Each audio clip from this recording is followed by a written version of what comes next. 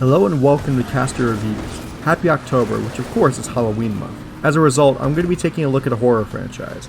We're sticking with Capcom here, but this isn't the Capcom horror franchise you're thinking of. Dead Rising is the other zombie franchise made by Capcom, with the first game releasing in 2006 as an Xbox 360 exclusive.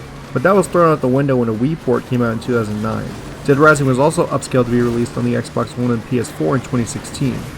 The 2016 version is the one I'll be looking at today. Dead Rising was a very successful franchise at its inception, spawning sequels and spin-offs and crossover appearances. Frank West has made his appearance in the Marvel vs. Capcom series as well as the less notable Tatsunoko vs. Capcom. Sadly, there isn't much hope of getting another game since Capcom Vancouver, the studio responsible for the series, was closed in 2018. Having released 13 years ago, we're going to be taking a look to see if Dead Rising passes the age test, and if you should either play the hell out of it or just read the plot synopsis. Without further ado, let's take a look at Dead Rising.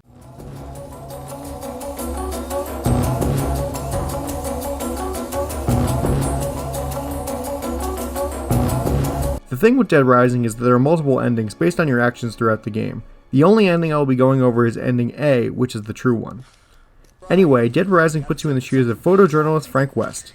Frank is heading towards the city of Willamette, Colorado by helicopter. Here she is! Willamette, Colorado. Population 53,594. Distinguishing characteristics? Jack shit! About the only thing to do in this town is kill time at the shopping mall. He tells the pilot to pick him up in exactly 72 hours and he goes down to the entrance plaza. While exploring the mall, Frank runs into a group of people trying to barricade a bunch of zombies at the mall's entrance. One of them asks Frank to fortify the barricade, so he grabs a bench to chip in. As he does that, he runs into an old man on the other side of one of the mall gates. Despite the group's efforts, zombies make it into the mall after a woman tries to save her dog trapped on the other side. Sadly, she dies along with the rest of the group. Frank survives and is led to the security room by Brad. While there, a mall janitor named Otis welds the main door shut, keeping out the zombies.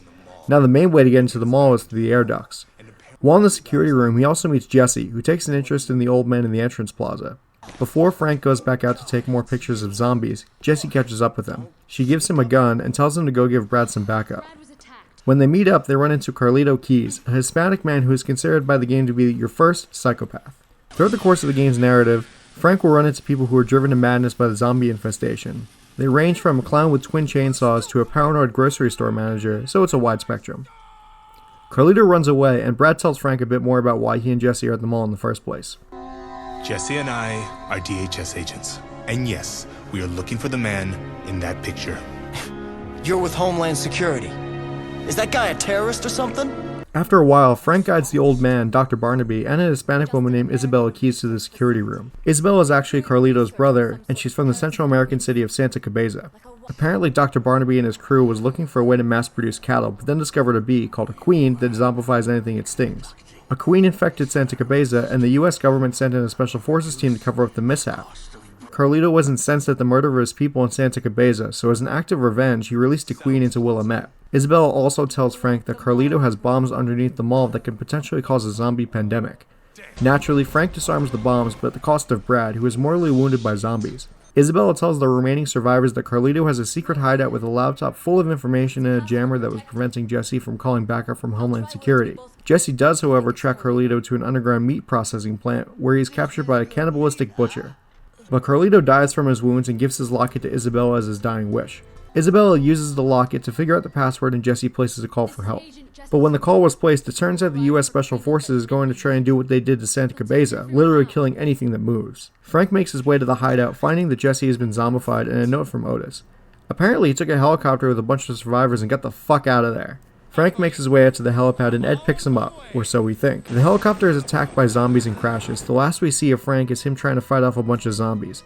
Now this would be a really shitty ending, but it isn't actually. This just begins overtime mode, your reward for getting the best ending. So,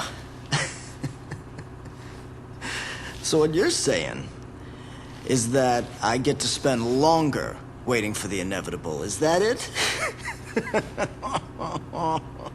Overtime mode is basically an extra 24 hours of in-game time where Frank is bitten by zombies and he needs to find a cure with Isabella. It's one big scavenger hunt that ends with a boss fight against the Special Forces commander. Then the game finally ends. I'm pretty interested by the plot of Dead Rising. It changes how you think of journalistic main characters.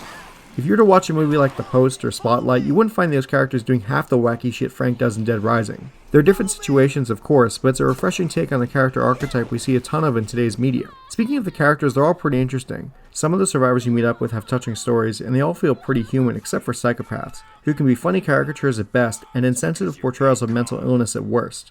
But this is something we've seen a lot of the time in zombie fiction. Man is the real monster. While Dead Rising certainly doesn't break any new ground in how zombie stories are told, its plot is still competent for what it is.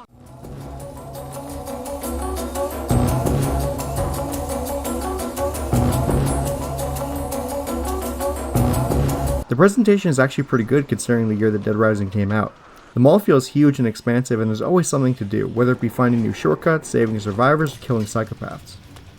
The amount of zombies that can be on the screen at one time is technically very impressive, and they're everywhere.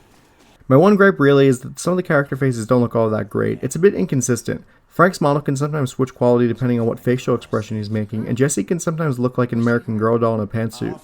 The voice acting is pretty good though. TJ Rotolo plays a great Frank West, and Laura Napoli does really well as Jesse. The music is also pretty good. Thankfully, Capcom decided to put music on throughout the mall. It adds to the fact that while Dead Rising is a serious game about zombies and the depravity of the human soul, it doesn't take itself so seriously that it can't play weird elevator music, name restaurants after Resident Evil memes, or put serve-bot heads all over the place. I love the sound design in this game. With a game like this, the hits and slashes need to sound visceral and satisfying. In this, Dead Rising surely succeeds. From a technical perspective, killing zombies sounds great no matter what weapon you use. There are some cases where sound effects just forget to show up, but they're few and far between. The presentation isn't the main reason you play a zombie game, however, as the most important part of Dead Rising is yet to come.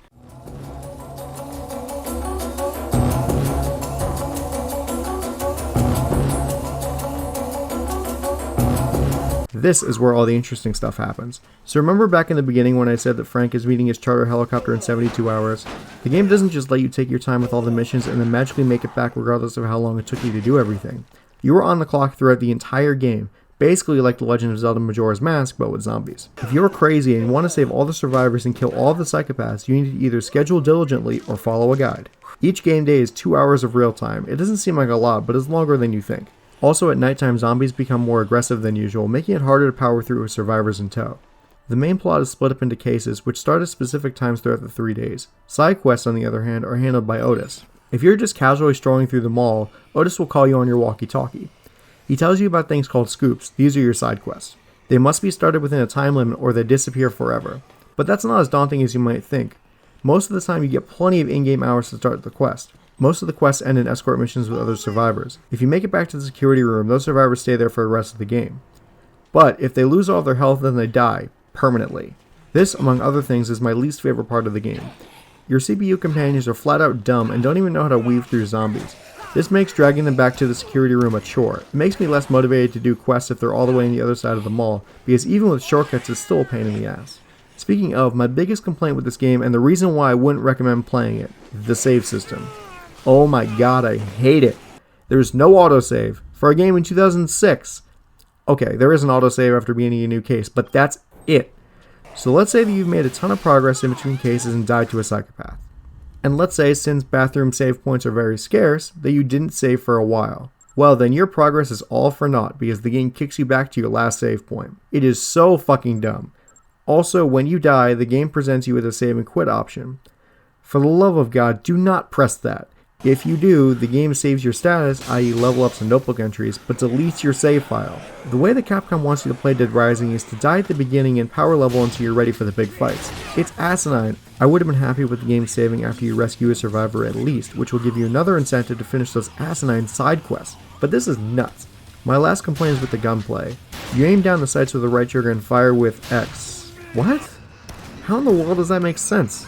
Also, the gunplay is as stiff as can be, so good luck hitting anything moving.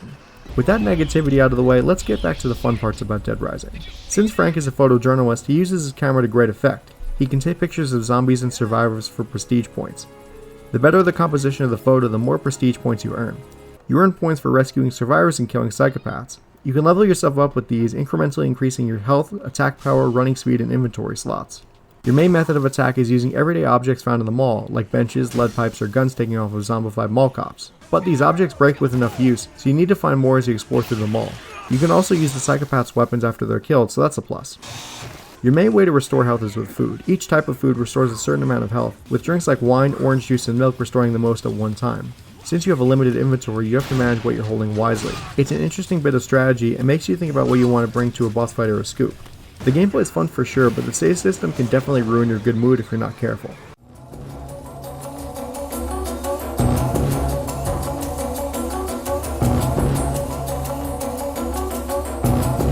So, does Dead Rising pass the age test? No, not really. I'm not a fan of the saving mechanics and the stiff gun combat. The models don't really look good 13 years later, and I think that there were some missteps while Capcom was trying to figure out how to make this game style work. That's not to say I completely hated the game. When you were let loose just to explore the mall and mess with zombies, it's a ton of fun. But I still think that this game leaves a bit to be desired. Next time we're headed to Fortune City for Dead Rising 2. Thank you for watching this episode of Castar Reviews. Subscribe for more content from me and follow me on Twitter for production updates. See you soon.